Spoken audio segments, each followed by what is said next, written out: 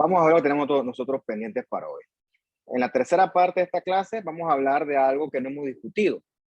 Algo que yo he mencionado bastante, pero bueno, hasta hoy lo vamos a tocar. Y es la parte glandular, porque hemos hablado del epitelio como una unidad que reviste, una unidad que recubre a los tejidos. Lo vimos en términos de morfología, los epitelios planos o escamosos, los cúbicos, los cilíndricos, los transicionales, no de transición. Pero, brother, no te compliques. Urotelio, es más fácil de decirlo. La verdad que la palabra transicional es muy larga y aparte te puedes equivocar con la S y la C. Así que pues no uses eso. Dile urotelio y ya que está perfectamente bien. Y también hablamos de cuando tú encuentras que si las microvellosidades, que si los cilios, que si los heterocilios. Pero no hemos hablado de las glándulas. Las glándulas las hemos mencionado superficialmente y hoy vamos a hablar entonces de ellas. Habíamos discutido que desde el punto de vista funcional, los epitelios también pueden secretar. Y pueden secretar, por ejemplo, moco. O, por ejemplo, tenemos en la glándula salivar, las parótidas, la submandibular y compañía. Esas son las que secretan esencialmente la saliva. Y en la saliva hay, entre otras cosas, bastantes enzimas como la amilasa, que vendrían entonces a ser proteínas. Todos esos son componentes o macromoléculas que van a secretar células epiteliales que funcionan como glándulas. Entonces esa glándula tiene la función de sintetizar, almacenar y cuando viene al caso, entonces va a secretar su respectivo componente. Entonces aquí tiene que regresar para atrás, si hace falta, y recordar cuál es la ultraestructura de una célula secretora. ¿Qué órganos va a tener, perdón, qué organelos va a tener prominentes? Sería lógico que tuviera un retículo rugoso prominente, bastante ribosoma, y que también tuviera un aparato de Golgi prominente, en el caso de las células que van a secretar proteínas. Es clásico el ejemplo de los acinos serosos, del páncreas y, repito, de la glándula salivar. En su momento vamos a estudiar también que hay ciertas células epiteliales que secretan ciertas hormonas. Eso lo vamos a ver sobre todo cuando hablemos de las glándulas adrenal. Esas hormonas adrenales son moléculas con gran parte de lípidos. Y después vamos a estudiar, cuando lleguemos al momento, a estudiar la estructura de la glándula salivar. También hay otro tipo de glándulas, unas glándulas que no secretan necesariamente macromoléculas, sino que son glándulas que secretan agua, ¿ok? Como por ejemplo, tus glándulas sudoríparas secretan esencialmente agua y algo de sal. Entonces, esa también en su momento la estudiaremos. Yo asumo que esto que tú vas aquí a la derecha, tú eres experto ya en eso. Eso que está ahí es un clásico intestino delgado con su arquitectura vellosa. ¿Ves cómo tiene los deditos? Recuerda, el epitelio descansa o está encima de su respectivo estroma. Hasta este momento le vamos a llamar estroma, pero poco a poco hay que ir afinando los términos. Cuando nosotros hablamos de los órganos viscerales, todo lo que es, por Dios, pon el micrófono en silencio, por favor. Voy a hacerlo también allá atrás, pues son capaces de hacerlo.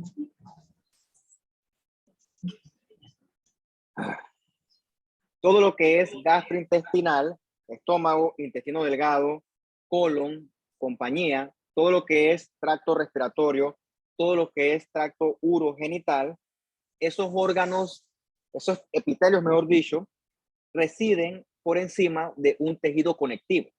Hasta ese punto le vamos a llamar ese tejido conectivo, le vamos a llamar lámina propia, ¿ok? Lámina propia. Ese es un concepto que vamos a ampliar más la próxima clase de el tejido conectivo. Entonces, este epitelio, que ya tú sabes cuál es, el epitelio del intestino delgado, con sus clásicas caliciformes y su borde en cepillo, que es paz positivo, por supuesto con una tensión paz, él descansa por encima de su respectiva lámina propia. Después estudiaremos con esa lámina propia. Hay mucho leucocito, ¿okay? Porque ese epitelio del intestino delgado está en constante contacto con elementos del ambiente. Ciertos elementos de los cuales nos tenemos que defender. Ejemplo, esto que yo siempre tomo cuando doy la clase. Por muy bueno que esté, estéril no está. No está estéril. Entonces, cuando yo tomo esto, yo tomo bacterias, microorganismos y quien quita parásitos. Pero ¿por qué yo no me enfermo? Porque yo tengo en todo mi sistema digestivo un montón de tejido linfoide que me defiende de esos potenciales agresores. Este montón de leucocitos forman parte de ese tejido linfoide que me defiende. Eventualmente veremos cuando haremos los órganos linfoides del sistema linfoide como tal, vamos a ver que eso corresponde al MAL, que es el tejido linfoide asociado a mucosa. Por eso es que tú ves la lámina propia con mucho leucocito. No es que esté inflamado, sino que esos son leucocitos residentes que nos están defendiendo constantemente de cualquier elemento potencialmente nocivo que venga del ambiente exterior. Hay otro concepto importante, la lámina propia. Bien, esto que está acá ya lo hemos mencionado en las clases anteriores. Las células caliciformes, que esencialmente son células que secretan, o glándulas unicelulares. Son estas células gorditas que en su citoplasma almacenan el contenido que van a secretar. Como son caliciformes, lo que van a secretar es esencialmente moco. El moco es esencialmente mucho azúcar y algo de proteína. Por eso es que se puede considerar una glucoproteína. Entonces ya hemos estudiado dónde tú puedes encontrar células caliciformes. Dijimos que en los intestinos, tanto el delgado como en el colon, también en la parte esta de la vía respiratoria, sobre todo la superior.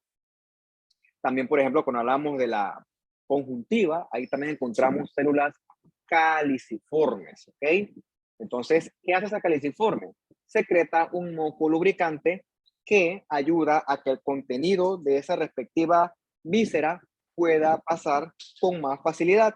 Es lubricante.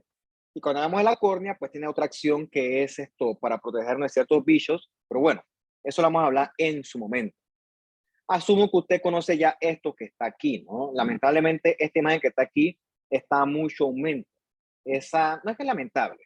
Lo que pasa es que yo no quiero que usted se acostumbre a ver las cosas con tanto aumento. Como les dije, aquí el arte y la identificación se basa en la arquitectura, no en el detalle celular.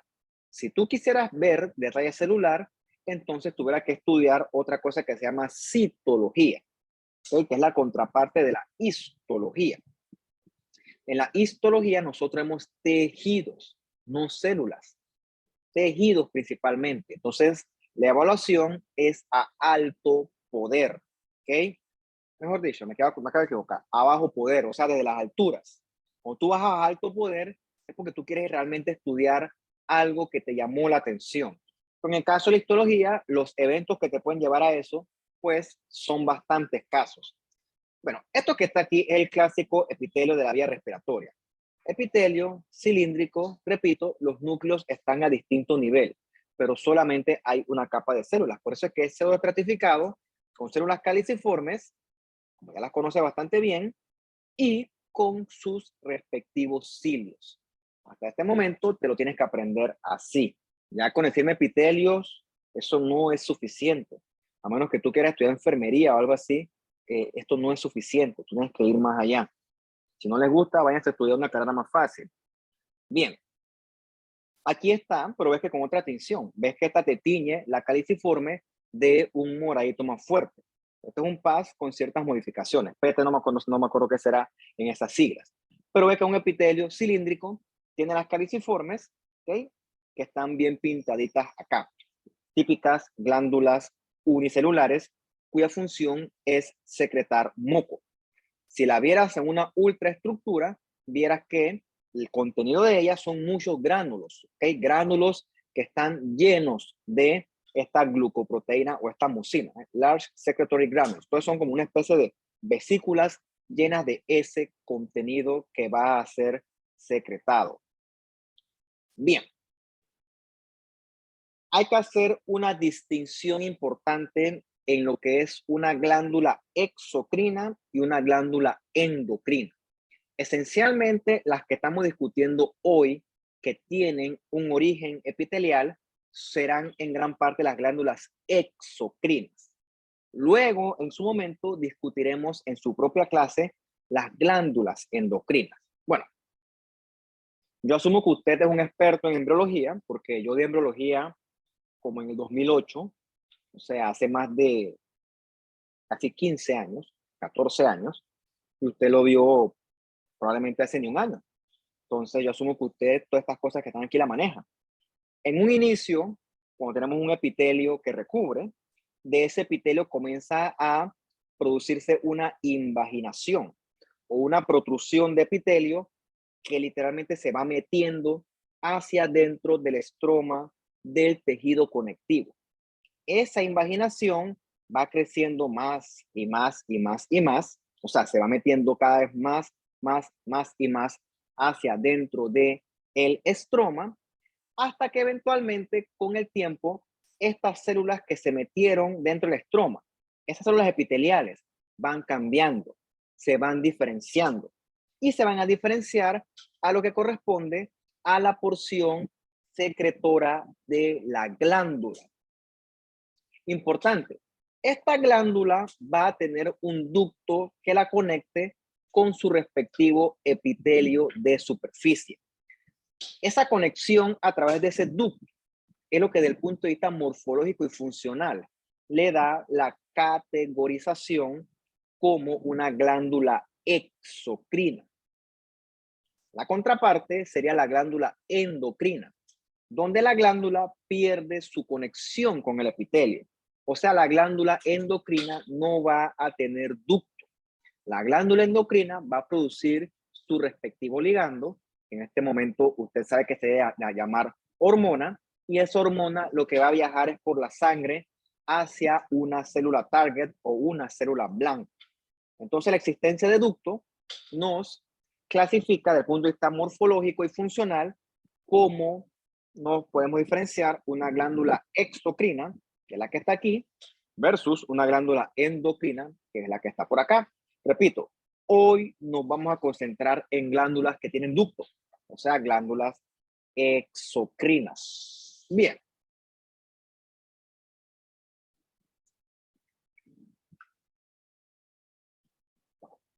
Hay glándulas exocrinas que son bien sencillitas, ¿okay? Que nada más es como si fuera un tubito de ensayo, pero hay otras que son más complejas. Cuando yo estudié las glándulas exocrinas, las más complejas, por ejemplo, la de la mama, yo hice la analogía como un arbolito. La glándula exocrina tiene un ducto principal. ¿Ves? Un ducto grande.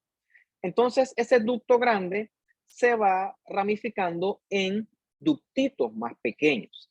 Entonces, esos ductitos más pequeños, a su vez, se ramifican en otros ductos más pequeños que al final terminan en las unidades secretoras.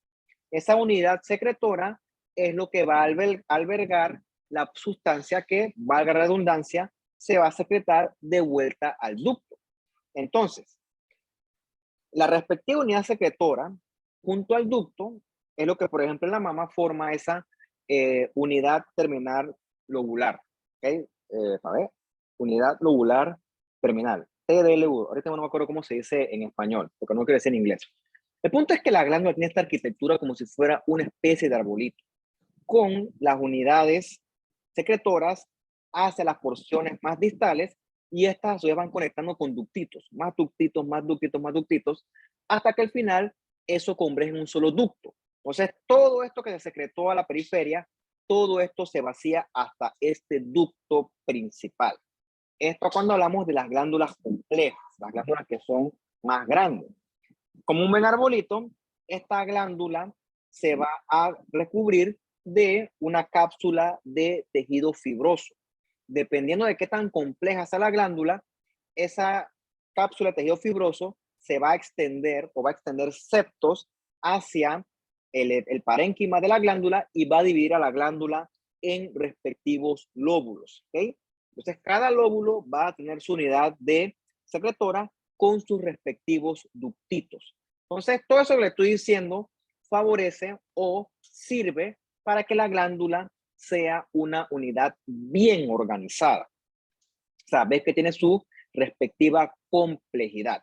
Pero si fuéramos a ver todo eso con mucho detalle, así nos acercáramos, que es lo que digo que no hay que hacer, pero bueno, toca hacerlo esquemáticamente, tú verás que la glándula está esencialmente constituida por una porción secretora, que es la que está aquí, que es la que pues produce y almacena la sustancia a secretar, ya sean proteínas, lípidos, lo que más te guste, y su respectivo ducto, ¿okay? O porción conductora, que también es un término válido.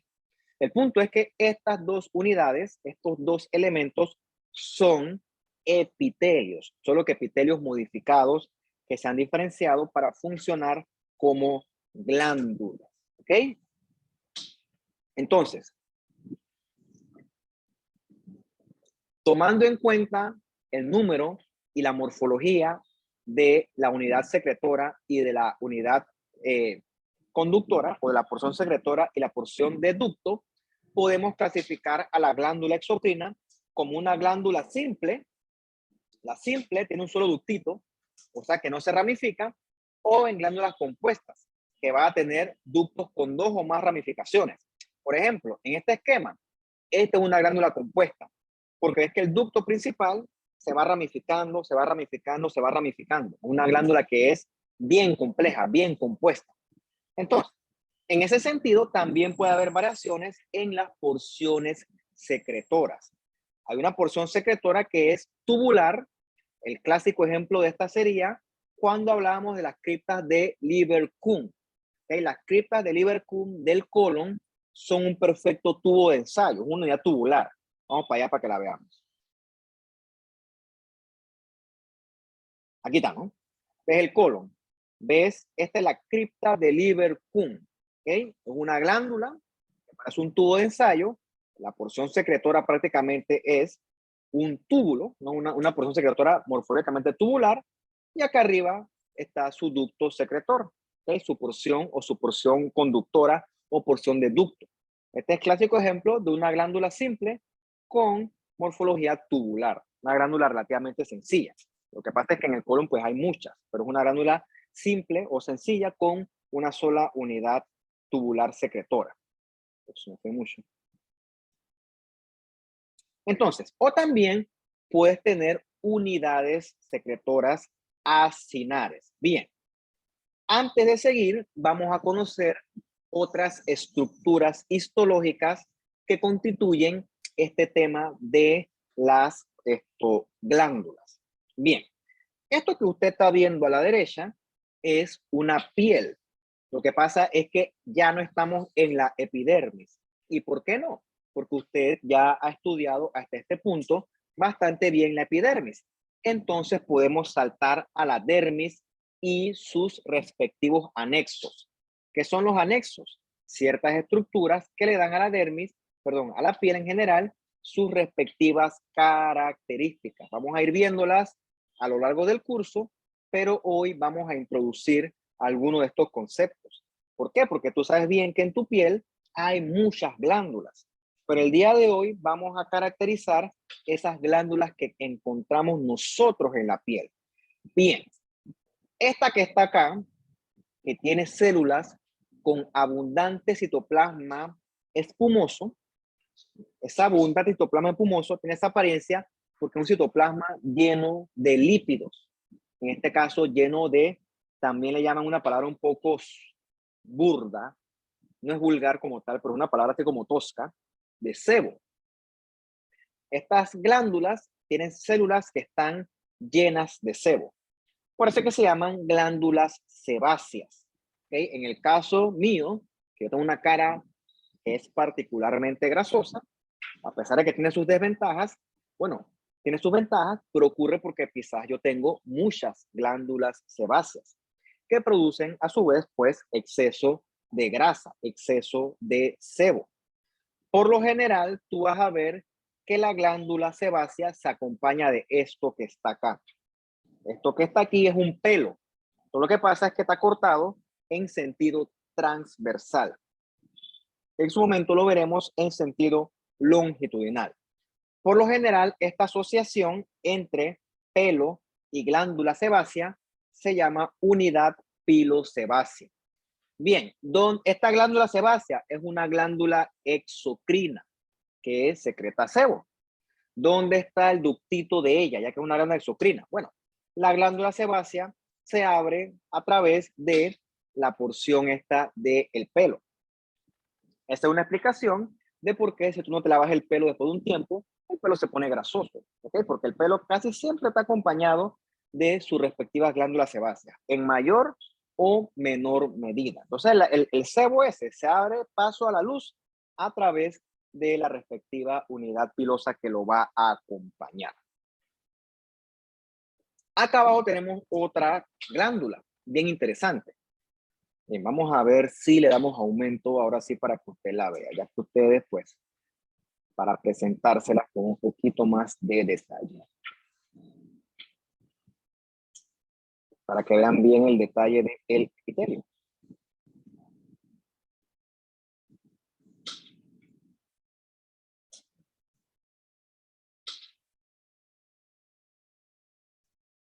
Busca la piel. Skin. La piel que sirve aquí es la piel para ver, cualquiera sirve, vamos con una chévere. Scalp, la piel del scalp es la del cuero cabelludo. Bien. La piel del cuero cabelludo obviamente se caracteriza por tener bastantes pelos, bastantes unidades pilosebáceas. Vamos a esperar que cargue.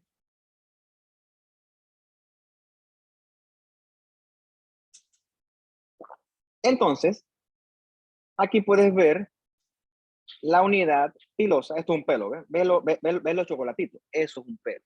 Entonces, esta es el pelo, la unidad, el folículo piloso, pero ahora en un corte longitudinal. Lo importante de esta imagen es que tú veas la relación entre el pelo y la glándula sebácea. Por lo general, el pelo se va a acompañar de su respectiva glándula sebácea. Hasta este punto vamos a ver que esas glándulas sebáceas tienen una morfología secretora tipo acinar. Son como gordas ellas abajo. No son perfectamente tubulares, son así como anchas hacia su porción secretora. Eso se llama porción acinar. Bien, aquí también vamos a encontrar la glándula secretora de sudor. Son glándulas ecrinas por lo general. Después vamos a definir qué es el término de ecrino apocrino. Bien, estas son las glándulas, a que carguen. Estas son las glándulas ecrinas o glándulas sudoríparas. El epitelio que recubre estas glándulas sudoríparas es un epitelio cúbico de más de una capa. Por lo tanto, es un epitelio cúbico con estratificación, un epitelio cúbico estratificado. Si te pasas y las buscas, vas a ver que todas tienen más de una capa. Eso es un clásico ejemplo donde nosotros encontramos epitelio cúbico estratificado en las glándulas sudoríparas. Te pasé más o menos si tú quieres y vas a ver que las glándulas, a pesar de que no es una cuestión perfecta, mantienen las características que hemos estudiado hasta el momento. Los núcleos son bien redonditos y las células son tanto anchas como altas, pero la diferencia es que ahora vamos a encontrar más de una capa de glándula sudorípara. Bien. Voy a enseñarles el ducto de ellas, pero en este corte no lo vamos a poder ver bien. Vamos a buscar una piel gruesa que ahí se ve fantástico. Para que usted aprenda otro término en la clase de hoy. A ver, dime, ¿qué pasó? Ahí se puede notar el músculo piloerector. Vamos a buscarlo. La respuesta es sí. Vamos a buscarlo para que lo veas bien. Otra característica importante. En la piel del scalp, del cuero cabelludo, ves que los pelos llegan hasta la grasa. ¿Okay? Los pelos llegan hasta el tejido subcutáneo. Eso es característico de la piel del cuero cabelludo. Eso es otro dato importante. Cuando yo te pongo esta piel, ¿de qué región es? No me va a responder piel. No, piel del cuero cabelludo, así con propiedad. Vamos a buscar el músculo piloerector. Me tengo una flecha ahí para que me haga la vida más fácil. ¿Lo ves? Este vientre que está aquí, con la flecha negra que diligentemente el histology guide me ha señalado, esto que está aquí es lo que llaman músculo erector del pelo o músculo piloerector. Cuando tú se pones la piel de gallina, que te ponen unas bolitas. Estas bolitas son los pelitos que, puff, se paran, se ponen erectos, como dice la palabra, y teóricamente eso sirve para conservar el calor. Cuando tiene mucho frío, los pelitos se levantan así y sirven para hacer una función de especie de aislamiento térmico, de punto de vista fisiológico. Claro, ¿no? Ocurre en otras circunstancias, pero bueno, eso usted lo estudiará cuando vea el tema este simpático, parasimpático, etcétera. No quiero entrar en fisiología, pues porque, como siempre les digo, eso excede mi alcance. Vamos a ver lo que sí me corresponde a mí, que es enseñarles la glándula sudorípara y su respectivo ducto. Bien. Ah, caray. Vamos a ver si podemos seguirlo. Recuerda que el problema aquí es que tienes que tener imaginación. Aquí las cosas no son perfectas. ¿Okay? Aquí esto es una cuestión en 3 dimensiones convertida en 2 dimensiones. Esto está ocurriendo a distintos planos de profundidad. Bien, aquí abajito, las estás viendo, están las glandulitas sudoríparas. No están tan perfectas, no están tan bonitas, pero este es para que veas el ducto. El ducto se va abriendo aquí y sigue acá arriba. Y entonces se abre acá hasta el estrato córneo. Esto que está aquí, estos espacios claritos, esos son el ducto de la glándula ecrina. Ese ducto tiene forma como si fuera un sacacorcho o la colita de un puerco. Se llama ducto ecrino, o la palabra que a mí me gusta usar, el término, a eso también le puedes llamar tu acrosiringio. Acrosiringio, puedes buscar más si quieres. Es un ducto que se abre hasta las capas superficiales y a través de él sale el sudor. Aquí hay otro, ¿ves? ¿Ves la luz que se abre y ves como el ducto se mete profundo en la dermis hasta que eventualmente llega hasta por acá abajo y eso termina en su respectiva glándula ecrina o sudorípara. Cuando bajas, la ley que te dije se aplica. La que cargué.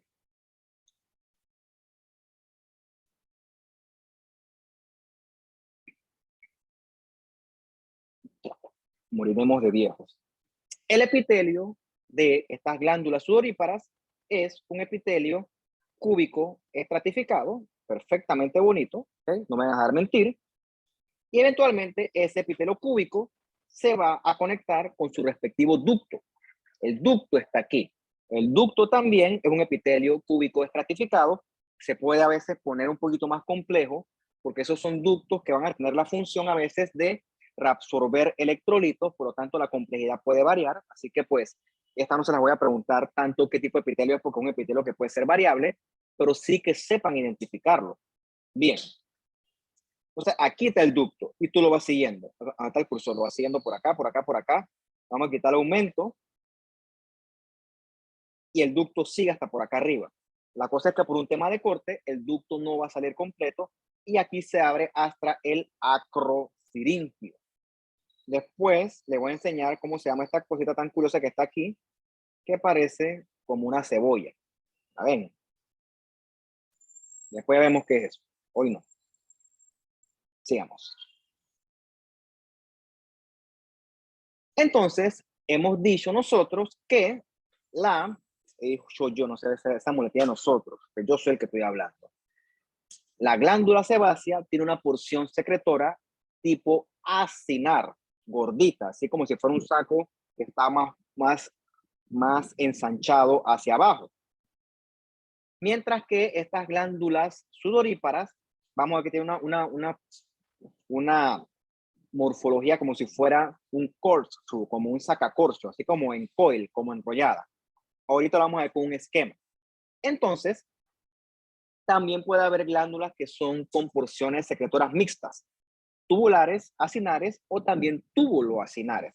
Vamos a ir evaluando esos conceptos en lo que resta de la clase. Bien, aquí lo ves esquemáticamente, ¿no? La glándula tubular simple tiene un ductito y tiene su porción secretora que parece un tubo de ensayo. Como te dije, el clásico ejemplo es la cripta de Lieberkühn. Acá tienes una glándula tubular que está ramificada. Un solo ducto, pero la unidad, porción secretora, se ramifica. ¿Okay? Igual sigue siendo tubular. Por ejemplo, las glándulas del endometrio van a tener ese tipo de conformación. Entonces, esta es la que decía coil, como si fuera una bobina o un sacacorcho, como si diera vueltas como la coleta de un puerco. Esas son las glándulas famosas sudoríparas, sweat glands. Entonces, la otra que tenemos es la acinar, que está como más gordita hacia abajo. Un ejemplo de esa es la glándula sebácea, sobre todo cuando está en su porción o en su clasificación ramificada. Lo importante de todas estas glándulas que les estoy enseñando yo, solo tienen un ducto, ¿ok? El ducto comienza aquí, do not branch. El ducto no se va a ramificar. Por lo tanto, son glándulas simples, glándulas exocrinas simples.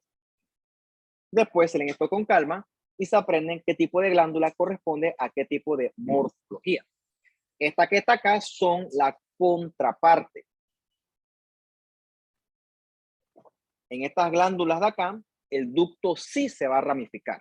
Por lo tanto, estas son glándulas que son compuestas. ¿Okay? Hay glándulas compuestas con unidades tubulares.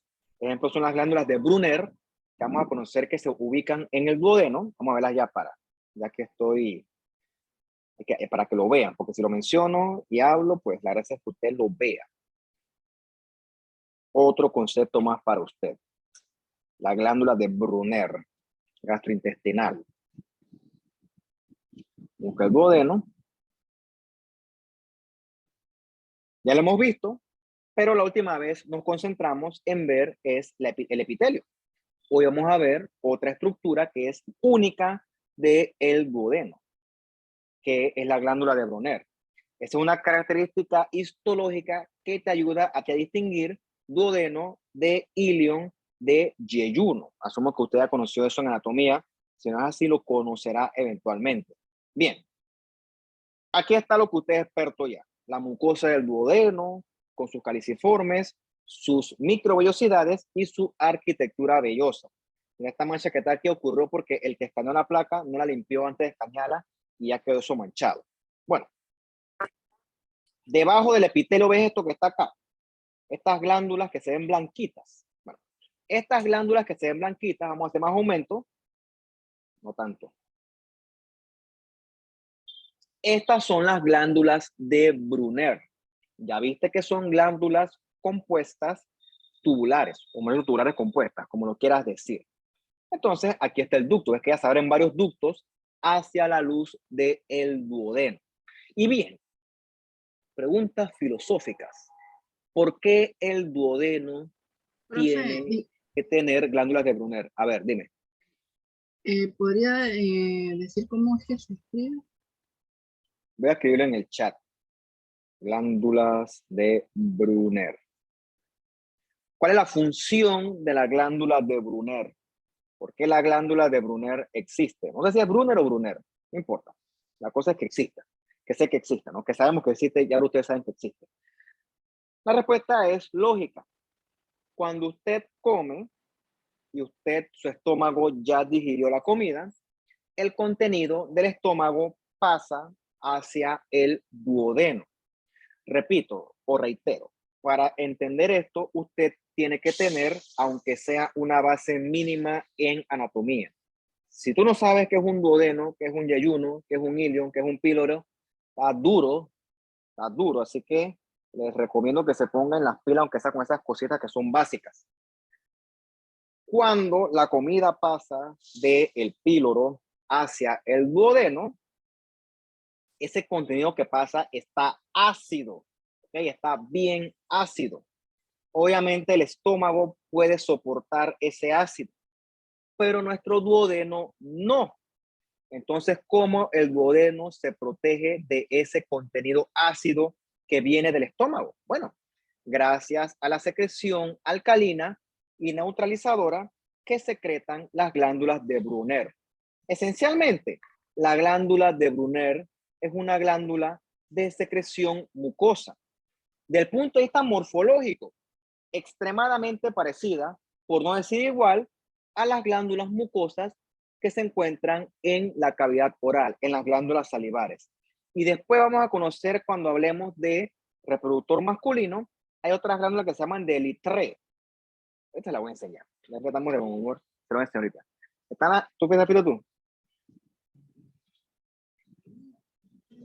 Está fastidiando, hombre. Ya me da la clase. Oye, ¿qué pasa? Las glándulas de Brunner secretan moco, porque si no fuera por ese moco, el contenido del estómago nos quemaría todo el duodeno.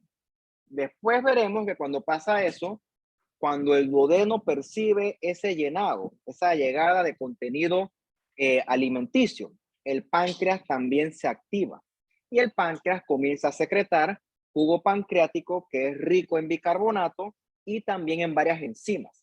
Entonces, ese jugo pancreático también va a ayudar a neutralizar ese contenido tan ácido que viene del estómago.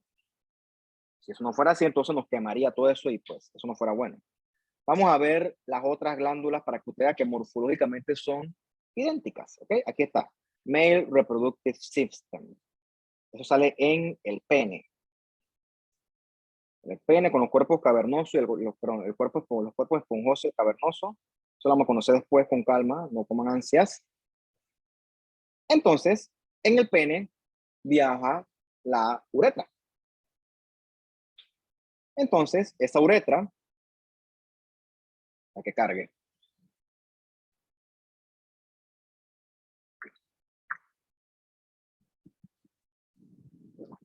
Esta uretra, que es su porción proximal, adivinen qué es, urotelio.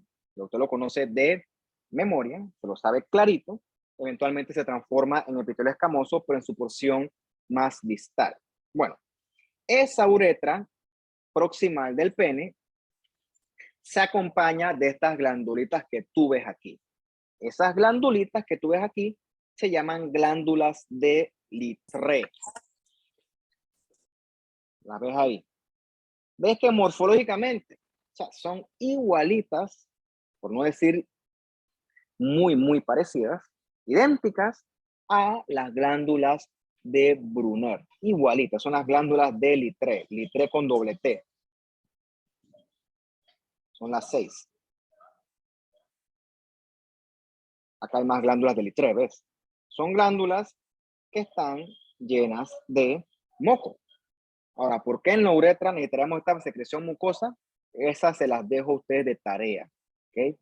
Pero ves que rodeando a la uretra esta esponjosa, la llaman también porque tiene el cuerpo esponjoso. Mira, aquí está mira, para que todas la histología es bonita.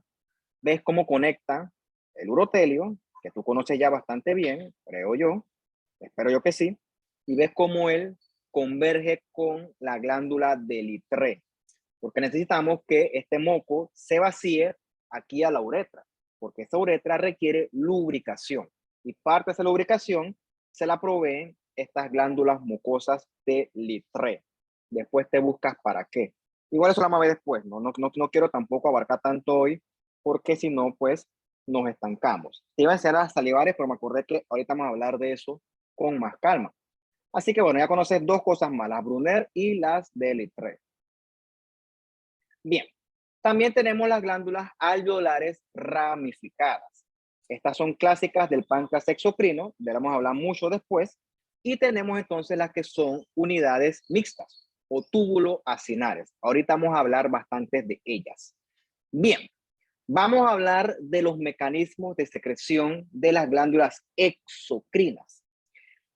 Para conocer esto, ya tú debes dominar el concepto de la exocitosis, porque recuerda que estas glándulas lo que hacen es secretar macromoléculas. Las secretan, pero ellas van a tener sus mecanismos peculiares de secreción. Y el primero que estudiaremos es la secreción merocrina.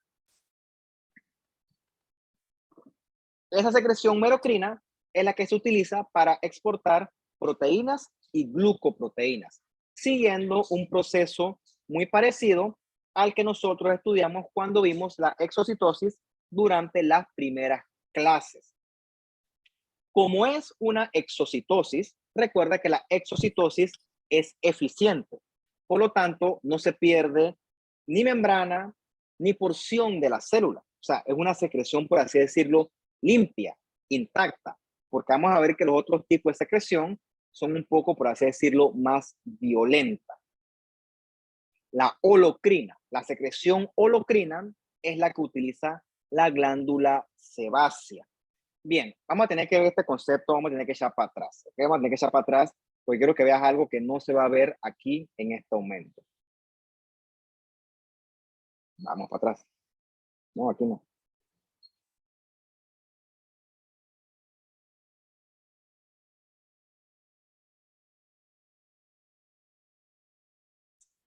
A ver, a ver, a ver, a ver. Piel, skin. Vamos de nuevo con la piel del scalp.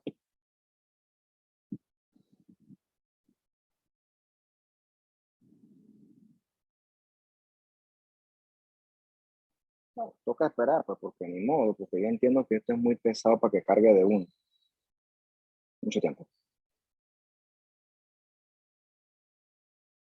O sea, está en huelga esto lo llegáis. No quiere nada conmigo ahorita. Vamos a darle chance que cargue. Vamos a tomar unos minutos aquí a ver si carga. Si no, quedará para la próxima.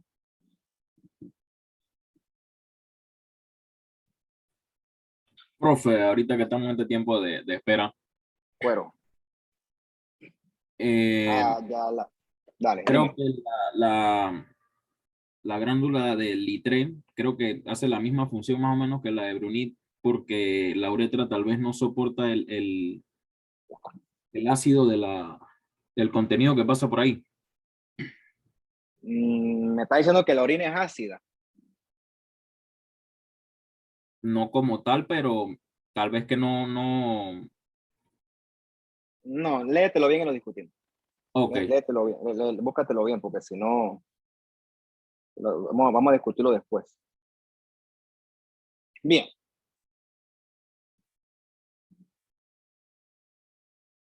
Hay una cuestión curiosa con las glándulas sebáceas. Mucho aumento. Ves que hacia la periferia, ay, Dios mío, no tiene nada conmigo el internet. Ven los granulitos que están en el citoplasma, llenos de sebo. Hacia la periferia, la glándula sebácea o el sebocito, que realmente es la célula que lo compone, tiene un núcleo redondito bien grande, relativamente grande. Pero a medida que la glándula sebácea se va uniendo con su ducto, el núcleo se hace cada vez más chiquito, ve que aquí parece una pasita, hasta que finalmente desaparece. Ese cambio a perder el núcleo y entonces pasar a que la célula sea prácticamente puro sebo, eso es un cambio que corresponde a diferenciación terminal. ¿Ok? Esa es la diferenciación terminal del sebocito. Cuando el sebocito pierde todo su núcleo, todas sus estructuras y su citoplasma es literalmente puro sebo, entonces él está listo para ser secretado a través del ducto. Pero la secreción de él es una secreción suicida. El tipo cuando secreta su producto se destruye toda la glándula y lo que se secreta es el contenido de la glándula más los restos de la célula. Por eso es que se llama secreción holocrina, porque literalmente la célula se rompe y todo ese contenido se va a través del ducto. Como dice aquí, la célula se destruye y todo ese sebo más los restos de la célula, todo eso va entonces a salir a través de su respectivo ducto. Este es el mecanismo de secreción de la glándula sebácea, una secreción tipo holocrina. No pasa nada, pierdes un sebocito automáticamente reemplazado por otro. Son células de alto recambio. Recuerda que así se comportan los epitelios.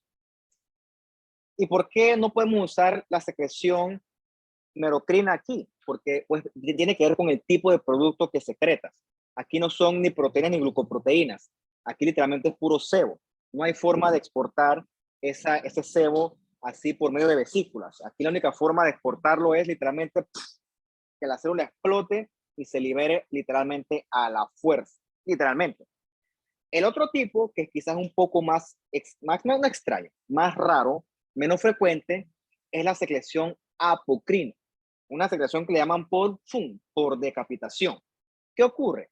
En esa secreción apocrina, la célula que va a secretar, que sobre todo son en la glándula mamaria, genera una vesícula en su extremo apical. Eventualmente esa vesícula en su extremo apical se libera junto con porciones de membrana. Por eso es que también le llaman esto secreción por decapitación. Vamos a ver si lo encontramos acá también en el Histology Guide.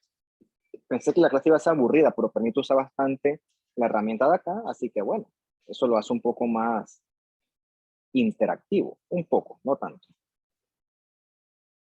Bien, vamos a buscar por acá la glándula mamaria. Eso debe estar en genital femenino, ¿será? Ovario, útero, cervix, vagina, placenta, cordón umbilical, mammary gland, lactating. Bien, en esta mama que está lactando, ves que está llena de glándulas, poquita grasa, pura glándula, porque pues en ese momento pues la estimulación hormonal hace que esa glándula se llene de glándulas productoras de leche. Vamos a ver si podemos ver el fenómeno ese de la secreción apocrina, así como se los quiero mostrar. Ah, mira, aquí está, qué bonito que es. Aumentó. Bien. Ves las glándulas, ¿ok? Ves la glándula y ves cómo están las bolitas rojas. Las bolitas rojas son los gránulos que están llenos, pues, de la leche, ¿ok? Entonces, cuando la glándula está a punto de secretar, ves cómo hay bolitas de leche, literalmente. Hay gránulos llenos de esa bolita de leche que se van hacia la luz de la glándula. O sea, como si fuera una vesícula o una ampolla que sobresale sobre el ápice de la célula. Entonces, para liberar eso, ese ápice, esa vesícula llena de leche, clux, la corta. Ese es el tipo de secreción apocrina. Lo mismo ocurre acá, ¿no? Ves la celulita y ves aquí la bolita de leche que está hacia la superficie apical. Entonces, para secretar eso, ¡pum!, lo cortan y esa secreción junto con porción de la membrana es lo que va entonces hacia la luz. Entonces, te puedes pasar por aquí y vas a encontrar el fenómeno. Estas vesículas llenas de leche van hacia el ápice y ahí sufren secreción por decapitación o secreción de tipo apocrina. ¿Ves cómo se liberan aquí hacia la luz? Eso es clásico de la secreción de la glándula mamaria. Entonces, esos son los tres grandes tipos de mecanismos que nosotros vamos a encontrar cuando estudiamos las glándulas salivares tipo exocrinas, ¿ok? La merocrina, que es para secretar esencialmente proteínas, que es la que ocurre en la glándula salivar o el seno del páncreas. La holocrina, que es la glándula sebácea, que es que todo se destruye, y la apocrina, que es la que sobre todo se da al momento de la secreción de leche en la mama, o en la glándula mamaria, como le quieras llamar. Más o menos lo que les quería enseñar, ¿no? Ves cómo aquí está la glándula mamaria y ves cómo hay vesiculitas que protruyen hacia la luz de la glándula. Estas vesiculitas tienen el producto de secreción. Entonces, cuando ya está listo para secretarse eso se corta, ¿ok? Y se va con porciones de la membrana. Acá esto es para que vean lo fatal de esta imagen del libro, todo rosado, no hay contraste. Aquí se quedaron sin hematoxilina y el editor dijo, va porque va, ni modo, ¿no? Pero se ve el mismo fenómeno, con mucho esfuerzo, pero ni modo, ¿no? Ves que hacia la porción del ducto, los cebocitos van perdiendo su núcleo y eventualmente cuando llegan al ducto, ¡puf!, se destruyen todo y se secreta todo el contenido junto con los restos de la célula. Por eso es que la secreción holocrina, holo de todo se secreta. Bien. Vamos a ver unas que son las glándulas con secreción merocrina, pero en acción. Las clásicas son las glándulas que secretan proteínas. En este caso, son las glándulas salivares, proteínas o glucoproteínas. Esto que tú ves aquí a la derecha, otra cosa que te vas a aprender, estos son los famosos acinos serosos de la glándula salivar. Y virtualmente son idénticos a los que tú encuentras en el páncreas. Prácticamente son una glandulita, pero ¿por qué se ven tan morados? ¿Por qué se ven tan basofílicos? Porque están llenos de retículo rugoso y están llenos de ribosomas. Esas unidades producen mucha proteína que se acumula en forma de gránulo secretor. Entonces, esa es un acino que está lleno de gránulos, llenos del contenido de secreción, llenos de enzima, etc. Por eso es que tiñe el acino seroso, perdón, tiñe intensamente eosinofílico.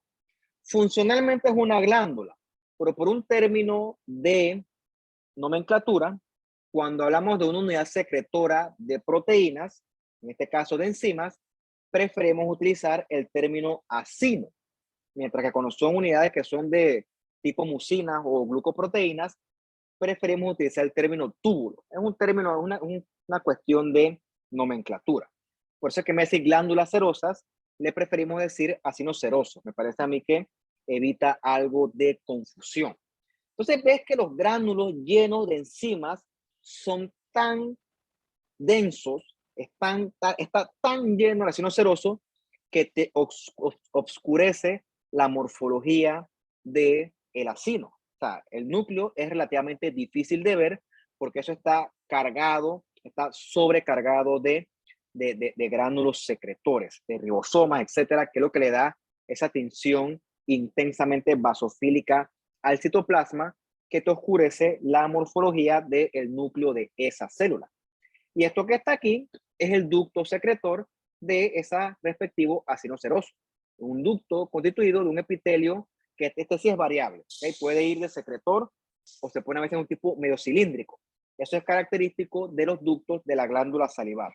Después vamos a hablar bastante de eso porque no quiero atiborrarlos yo hoy con ese tema, porque tiene su respectiva explicación con su respectiva diapositiva, pero que no veremos hoy. Bien. Como no, nunca nos deja atrás, el libro siempre saca sus imágenes todas tomadas con el celular. Yo creo que las que yo tomo con el celular y les mando a ustedes están mejores que estas.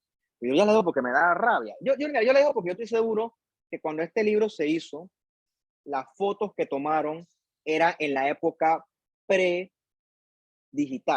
¿Okay? El invento el escáner, lo que yo utilizo para mostrarles las láminas digitalizadas. Eso es súper nuevo. Y eso es una cuestión de médicos jóvenes, los que utilizamos esa herramienta digital. Eso no lo usa todo el mundo. Hay gente que se rehúsa a utilizar ese tipo de herramientas y prefiere quedarse en las herramientas tradicionales. Eso usted lo enfrentará cuando le toque entender la medicina práctica dentro de un hospital.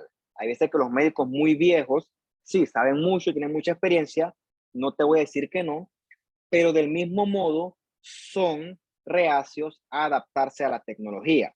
Y esto que está acá es tecnología. O sea, mira el detalle que te permite la imagen escaneada versus el detalle que te permite una foto. O sea, una imagen escaneada de esa que yo les muestro ahí en el History Guide, eso pesa. ¿Okay? Estas imágenes pesan buco, por eso es que demoran en cargar tanto. Pero bueno, esencialmente estos son los acinos serosos, en este caso el páncreas.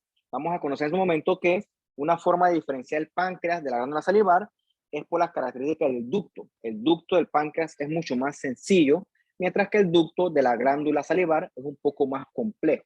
Bien, hoy quiero que nos centremos en la morfología del acino seroso. Lo que sí le voy a reconocer al libro es que la ultraestructura que él pone, las imágenes son muy buenas. Yo no las puedo mejorar. ¿Ves cómo ves el acino, la célula serosa? ¿Ves cómo están las bolitas estas? Las bolitas estas son los SG, los Secretory Granules. ¿Okay? Y también puedes buscar ahí en L el lumen de secreción, etc. Después te lees con calma la leyenda, pero para que veas cómo está lleno de bolitas, que son los gránulos secretores, de esa célula serosa.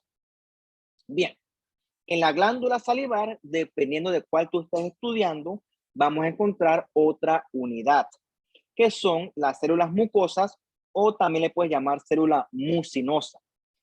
Se ven blancas en tinciones de rutina. ¿Por qué? Porque sus mucinas, como dice aquí, hidrofílicas, se pierden durante la preparación de rutina. O sea, durante la preparación con H&E, las características de este túbulo mucinoso o esta glándula mucinosa se va a perder. Si tú las quisieras ver con más detalle, tienes que mandar una tinción para mucinas, ya sea un PAS, un Musicarmine o un Alcian Blue, tinciones que pues yo aspiraba que usted conociera en laboratorio, pero bueno, ya en esa cuestión administrativa, por mucho que quiera, yo no me puedo entrometer. No puedo, sorry. Hasta allá no llega mi alcance, dime. En la diapositiva anterior, cuando usted dice que es simple en el páncreas, se refiere a que es epitelio cúbico simple y en el otro es estratificado. Correcto.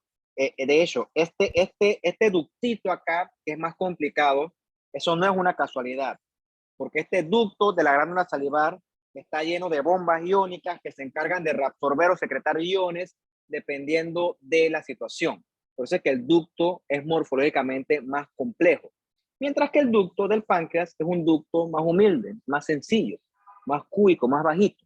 Entonces, en su momento estudiaremos eso. Sí, es por la morfología del epitelio que lo reviste. Bien.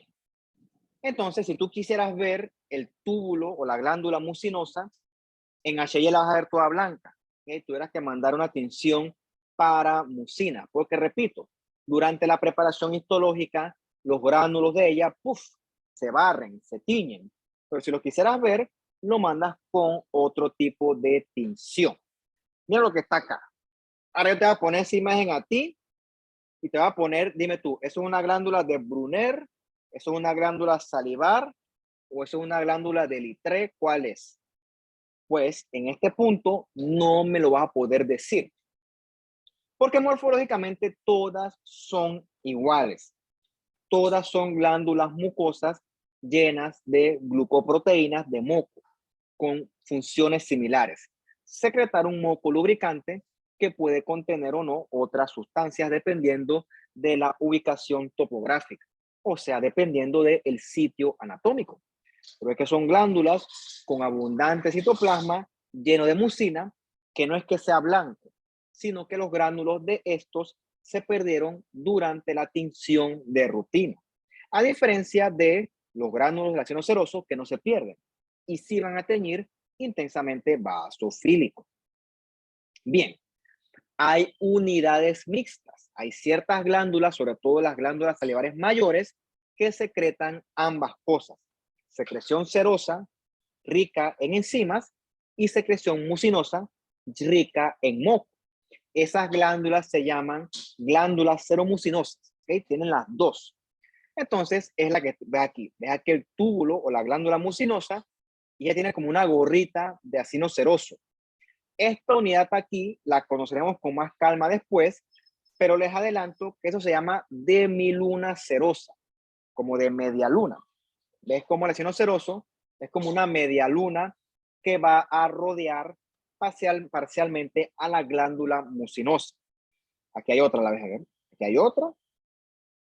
Esta ya se las mostré. Aquí más o menos hay una. Se llama demiluna serosa. Eso es clásico de la glándula submandibular y de la glándula sublingual. Usted conocerá eventualmente en anatomía a la glándula parótida. La glándula parótida se caracteriza por ser una glándula exclusivamente serosa, mientras que la submandibular o submaxilar y la sublingual son glándulas sobre todo mixtas, mientras que la sublingual es mixta, pero tiende más hacia secreción mucinosa. No se pongan ansiosos con eso. Eso después lo veremos cuando veamos con más detalle la clase que habla de la cavidad oral y el sistema digestivo. Vemos aquí de nuevo. Tenemos una glándula salivar que tiene unidades mixtas. Tenemos acinos serosos que por un tema de tinción aquí no tiñeron tan vasofílicos. Recuerda que eso va a variar dependiendo de los protocolos de cada laboratorio, porque eso es como si fuera literalmente un laboratorio de alquimia.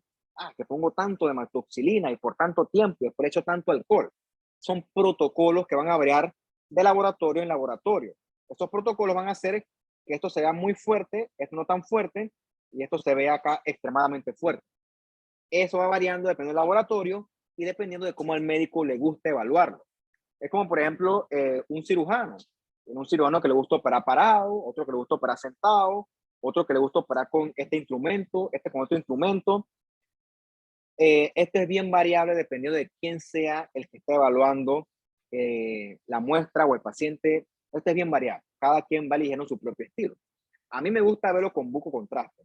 Para mí esto está pálido. Pero el punto es que ves aquí la mezcla entre ácido seroso y glándula mucosa o mucinosa. Esto es clásico de las unidades seromucinosas que vamos a encontrar en glándula submandibular y también en menos medida en glándula sublingual. Ves aquí que se repite el fenómeno de los ductos. Ves que los ductos aquí es difícil decir qué morfología tienen. Tienen estratificación, se ve principalmente cúbico, pero hay unos que se ponen más cilíndricos. Eso te habla de la heterogenicidad que hay en la morfología de los ductos de la glándula salivar. Porque, repito, tiene otras funciones, además de simplemente secretar, valga la redundancia, el producto de secreción. Ves aquí, pues, ves el problema de que esté pálido, no sé muy bien. Porque tiene aquí la glándula mucinosa y aquí tiene la gorrita de serosa. Esto que está aquí es una demiluna serosa, pero se ve más pretty acá. Aquí se mejora. Todo depende del tipo de tinción. Se manda algo así en el laboratorio y lo mando a reteñir. No me gusta de cosas tan rosadas, me gusta ver contraste. Bien. Vamos a conocer también que hay otro tipo de célula que es la mioepitelial. Esta es una célula epitelial que está modificada y que tiene entonces muchos filamentos de actina y filamentos o proteínas de miosina. Esa célula mioepitelial, en condiciones dadas, se puede contraer gracias a la presencia de estos filamentos de actina y de proteínas de miosina. Entonces, esa célula mioepitelial tiende a rodear ciertas unidades secretoras y ¿qué hacen ellas? Se contraen. Se contraen y entonces al contraerse mecánicamente expulsan el contenido que la glándula debe secretar. Como dice aquí en moradito, propulsan la secreción de la glándula hacia el ducto. ¿Okay? Esquemáticamente esta será una mioepitelial teñida con una tinción de inmuno. Vamos a ver cuál usaron ellas. Again, bla, bla, bla, bla, bla, bla. Pero ¿cuál es? No me dice cuál tinción de mioepitelial es. No importa. ¿Y qué saber por qué? Porque tinción para mioepitelial hay 1.400.000. Porque hay muchas, unas que son más fáciles de interpretar que otras, y esa tinción de mioepitelial tiene una función bien importante que si me da chance te la voy a decir al final de la clase, porque tampoco me quiero extender mucho porque ya son las 6:30. Ah, mira, aquí está. ¿Ves? Bien. La glándula mamaria, desde el punto de vista histológico, o sea, desde el punto de vista normal, las glándulas de la mama tienen que tener su respectiva capa de células mioepiteliales. Y soy tan reiterativo y tan redundante en eso, porque ante una glándula de la mama no tiene capa mioepitelial, eso es patológico, ¿ok? Aquí que usaron distintos tipos de inmuno, porque hay muchos tipos de inmuno para teñir las células mioepiteliales. Hay P63, ahí tiene músculo liso, ahí está SMMHC, que es la de miosina de cadena pesada. Hay varias, ¿ok? Cuando nosotros tenemos mamas con sospecha de cánceres invasores, en el caso de la mama, cuando un ducto rompe la membrana basal, entonces se vuelve invasor. Mientras que el ducto esté confinado a la membrana basal, el ducto no plástico en este caso, eso es un carcinoma ductal in situ, o ductal o lobular, vamos a decir carcinoma y punto in situ. Tú demuestras la integridad de la membrana basal utilizando tinción para células mioepiteliales. Si demuestras que está rodeado de células mioepiteliales, eso te habla de una neoplasia in situ. Sin embargo, si tú tienes la sospecha, le mandas la inmuno para mioepiteliales y no tienes tinción de mioepiteliales, quiere decir que ya estás frente a una neoplasia invasora o infiltrante. La pérdida de la capa de células mioepiteliales en las neoplasias de mama te define a ti que estás frente a una neoplasia invasora, que ya tiene un pronóstico y un tratamiento totalmente distinto. Recuerda que el problema es que cuando eso invade, ya tiene acceso a los vasos sanguíneos y es posible que eso pueda hacer metástasis. Repito, ¿cómo demuestras eso? Tiñendo para células mioepiteliales con la inmuno.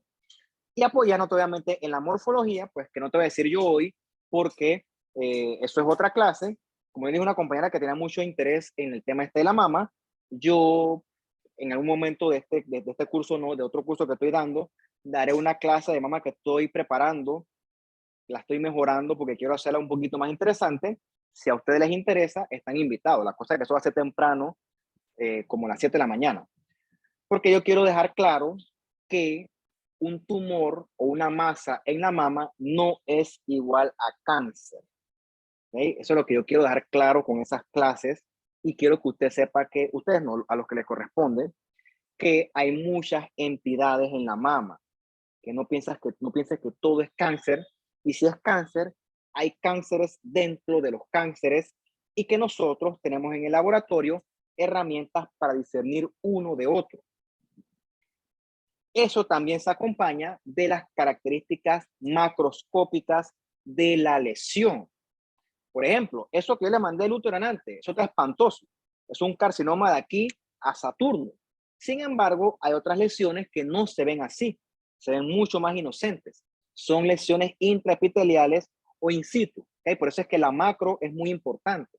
Pero bueno, eso lo voy a estallar después y si me acuerdo y espero acordarme, pues les pasaré la invitación a ustedes si les interesa, no es obligatorio. Bien, no voy a hablar hoy de las glándulas endocrinas, eso tenemos la respectiva clase que le vamos a dedicar a ella. En su momento lo discutiremos con calma nosotros. Hoy no veremos eso, ¿ok? Bien, denme un segundito aquí, sigo que me está llamando por teléfono.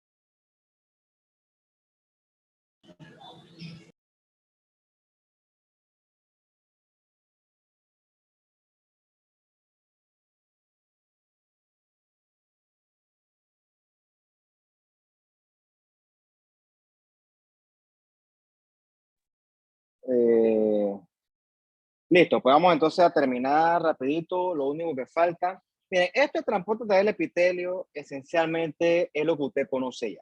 Los epitelios secretan agua, secretan electrolitos, pueden absorber.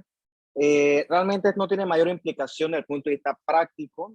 Eso habla sobre el transporte transcelular, paracelular, que eso ya lo hemos visto anteriormente, por lo tanto, pues esto no tiene mayor relevancia. Más me importaba la parte de la exocitosis, que ya conocimos en la parte anterior. Después se lo repasan con calma, no tiene más, ya eso lo hemos repetido anteriormente. Sin embargo, esto que está acá, esto lo veremos después cuando hablemos del riñón, es que no me quiero exceder en el tiempo. Esto que está aquí sí me interesa, que usted lo sepa. Los epitelios están en constante renovación. ¿Por qué? Porque los epitelios son tejidos que se exponen constantemente a todo lo que viene del ambiente exterior. No solo la piel, sino todos sus epitelios internos. Por ejemplo, su tracto gastrointestinal, su estómago, que existe en un medio extremadamente ácido, siempre está expuesto a todo ese montón de exceso de irritación. Por lo tanto, tiene que haber un constante recambio. Para eso, el epitelio tiene la capacidad de hacer mitosis y también tiene células madres epiteliales que en determinado momento van a hacer división asimétrica, de manera que queda otra célula madre y se puede entonces diferenciar la restante a una respectiva célula epitelial.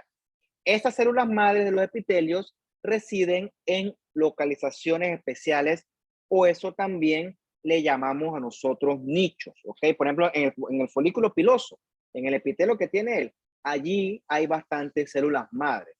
Y en el intestino delgado, por ejemplo, en las vellosidades, ahí tenemos que encontrar células madres que sirven para regenerarlo. Entonces, para que sepan que en ese sentido, los epitelios son resistentes a el daño. No es que son resistentes, sino que su habilidad para regenerarse hace que el daño a un epitelio no sea tan dramático como, por ejemplo, el daño a un órgano que sí es más sensible, como el corazón o el cerebro. Aquí viene algo que usted ya vio o conoció en la clase anterior, el hígado, ¿ok? Y el hígado se explica muy bien con el mito de Prometeo. Prometeo, en la mitología griega, es un resumen, por cierto, yo no soy profesor de mitología griega ni de historia. Si usted no me cree o quiere ampliar, búsquelo y leerá. Lo mío es el resumen. Prometeo hizo algo que no se hace. Prometeo desafió a los dioses y le robó a los dioses el fuego y se los dio a los humanos. Entonces los dioses, que se creen todos superiores y consideran que los humanos somos todos inferiores, consideraron eso una falla no perdonable. Y entonces condenaron a Prometeo, lo encadenaron a esta roca y lo condenaron a que todos los días durante el día, un águila, a veces un buitre, un ave grande, para mí es un águila, depende del mito, todos los días un águila, iba a venir ante Prometeo y se iba a comer el hígado de él. Obviamente eso le dolía. Durante la noche, el hígado de Prometeo se regeneraba y vuelve el día y el águila repetía. Y eso por toda la eternidad. Fuera del mito, lo importante aquí es que los griegos sabían la capacidad de regeneración del hígado y lo ejemplificaron en este mito de Prometeo. En condiciones normales, el hepatocito no debe proliferar ni hacer mitosis. Eso sería normal. El hepatocito hace mitosis en respuesta a un potencial daño. El hepatocito hace mitosis cuando él está siendo lesionado. Por ejemplo, quiere hacer el experimento. Agarra y tómate una sobredosis de acetaminofén, perdón. El acetaminofén es hepatotóxico. Tú vas a tener una lesión hepática aguda y los hepatocitos remanentes van a tratar de reemplazar esos hepatocitos que van a sufrir inevitablemente necrosis. No lo hagas porque va a quedar un cuarto de urgencia, pues, porque no sabes cuánto es la dosis que toleres. El punto es que cuando el hígado está bajo ataque, sobre todo agudo, los hepatocitos tienen la capacidad, los remanentes, de hacer mitosis y entonces reemplazar ese tejido hepático perdido prácticamente a la perfección. Yo no sé cómo, pero los antiguos griegos sabían eso y lo ejemplificaron perfectamente en el mito de Prometeo. Cuando yo veo esta cosa me pongo a pensar que chuzo. Yo creo que yo soy inteligente, pero lo que yo hago realmente es leer bibliografía y reproducir lo que yo estoy leyendo. Pero sin embargo, esta gente lo descubría, esta gente investigaba y no se equivocaron. No tenían ni computadora, ni internet, ni nada. Porque los tipos eran realmente brillantes. A mí me causa bastante admiración eso. Bien. Ya, bueno, no. Esto no lo hemos hablado con ustedes porque me confundo de cursos, ¿ok? Los epitelios se pueden convertir en neoplásicos. Usted verá que hay neoplasias benignas y neoplasias malignas. Las neoplasias malignas de origen epitelial reciben el nombre de carcinomas. Cáncer es una palabra general. Un cáncer puede venir de un epitelio, puede venir de una glándula, puede venir de mesénquima, puede venir del hueso, puede venir de la médula ósea, puede venir de un leucocito. Cáncer es como decir infección. Es un término amplio e inespecífico. Pero cuando tú te vas a una línea específica de células, entonces el tumor lleva un nombre específico. Se llama nomenclatura del cáncer. Los carcinomas son cánceres malignos, es una redundancia, son tumores malignos que derivan de las células epiteliales, como este que tú ves acá. Ves que estas células se ven escamosas, son células con amplio citoplasma y que hacen como estos bolitas, que eso es queratina. Eso te habla de diferenciación escamosa. Otra cosa que es escamosa es que estos nidos son cohesivos. Entonces, eso te habla a ti que es un tumor que está por lo menos moderadamente diferenciado. ¿Qué ocurre? ¿Ves cómo este tumor se está metiendo? Se está metiendo dentro del estroma. Eso es invasión. Ya ese tumor no está circunscrito o limitado a la membrana basal. Esto que está acá es un carcinoma escamoso invasor. Yo todavía puedo discernir que esto es epitelial, por lo tanto no hace falta un inmuno para poner nombre, porque todavía no está tan indiferenciado. La contraparte son los carcinomas glandulares. Ellos reciben el nombre de adenocarcinoma. Son sobre todo comunes en el colon. En el colon es súper común, según el libro que es gringo, en adultos después de los 45 años. Por eso es que usted era cuando de salud pública o una familiar, que después de esa edad hay que hacer tamizaje con colonoscopía para detectar lesiones premalignas, como los adenomas, que son proliferaciones clonales que aún no tienen ese comportamiento invasivo que tiene un adenocarcinoma como tal. Cuando a las... Es que no me quiero extender, podrían ser las 7. Voy rapidito. Saben que vamos a hablar de esto un poquito después, porque lo que pasa es que esto de la displasia y el PAP, esto me va a tomar un poquito más de tiempo porque se los quiero explicar bien. La próxima semana me recuerdan y yo les voy a hablar con más calma de esto. ¿Qué es una displasia? ¿Para qué sirve una displasia? ¿Por qué es importante eso? ¿Y por qué una displasia no es un cáncer?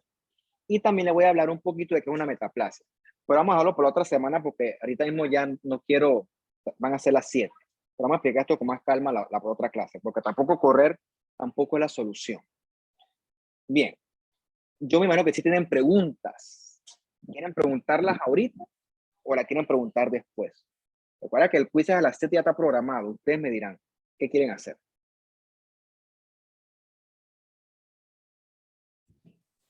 Después, profesor.